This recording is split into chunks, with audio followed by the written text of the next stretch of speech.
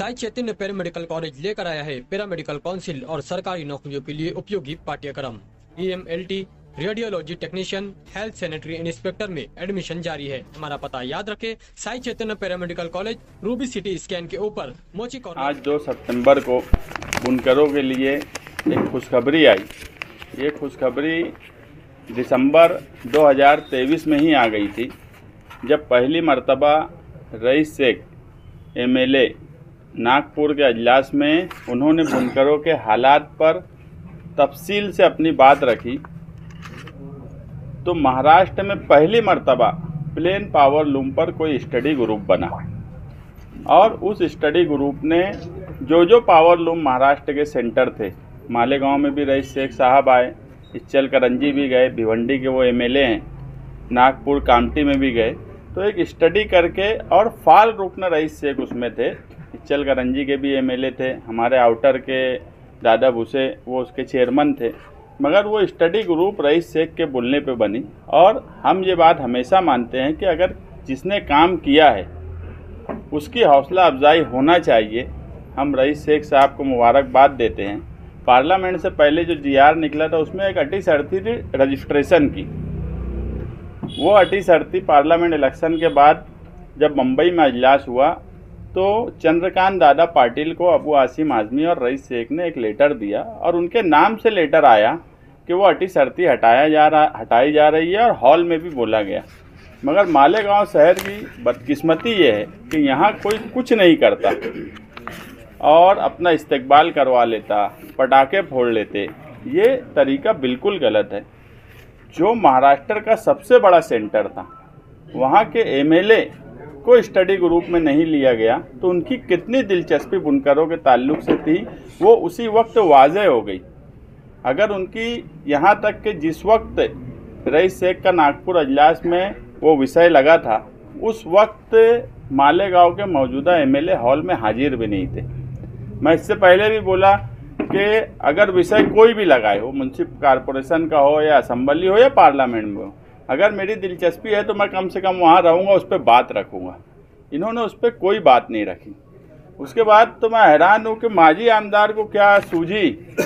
तो वो असेंबली अजलास में बात हो गई कि हाँ वो अटी शर्ती ख़त्म कर दी जाएंगी। फिर वो बोले कि अब मैंने अजीत पवार से बात कर लिया, जबकि ये सवाल जो था ये पिछले अजलास में, आखिरी अजलास जो मुंबई में हुआ, उसी में ये बात मंजूरी दे दी गई थी।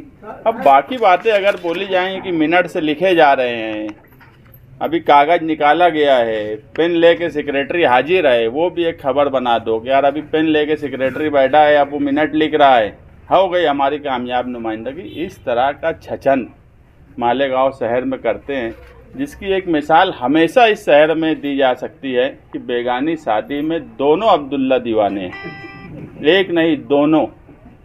एक की कोई दिलचस्पी नहीं थी, पूरे दिसंबर से लेके अभी तक साल भर ख़त्म होने लगा, माजी MLA का कोई लेना देना नहीं था।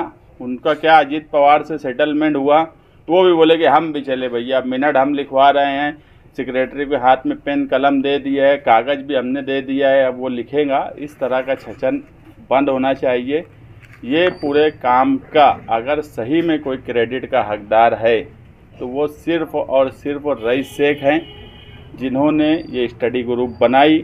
उसके बाद मुसलसल वो इस मामले में लगे रहे। मैं भी कई बार मुंबई गया, उनसे पूछा, ये बात वो पहले से ही बोल रहे थे कि लाडली बहन स्कीम आने की वजह से सरकार की माली हालत बहुत ख़राब है और वो लोग एडजस्ट कर रहे हैं, तो थोड़ा वक्त लगेगा। मगर इलेक्शन का टाइम है, असेंबली में बोली हुई बात है, तो इलेक्शन से पहले हर हाल में GR निकल जाएगा।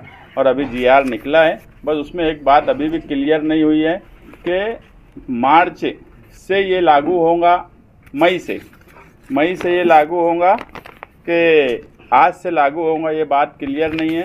बुनकरों को मैं एक बात बोल दूँ कि इसमें कोई जाकर, बहुत से लोग आज मुझे फ़ोन भी किए कि यार अभी आगे क्या करना पड़ेगा। अब जो है महावितरण जो है वो बिल बनाती है, हमारे यहाँ एक प्राइवेट कंपनी काम कर रही है, मगर बिलिंग का काम महावितरण का ही है। तो महावितरण उसमें से माइनस करेंगी। 10 तारीख तक बिल जनरेट होता आमतौर पे, तो 10 तारीख तक हम महावितरण से जाहिद नदवी साहब से हमारी बातचीत हुई है। हम कल या परसों महावितरण में बातचीत करेंगे जाकर क्या किस तरीके से इनको फ़ायदा मिलेगा या किस तरीके से वो माइनस करेंगे और कब से करेंगे। ये आज से निकला है तो इस महीने से करेंगे कि पीछे जब असेंबली में बोला गया था वहाँ से लागू करेंगे। हमने रईस शेख साहब से भी बात की, प्रताप उगाड़े से भी बात की, उन्होंने भी बोला कि अभी ये क्लियर इसमें नहीं लिखा है, लेकिन वो कल मालूमात लेके हमको बताएंगे।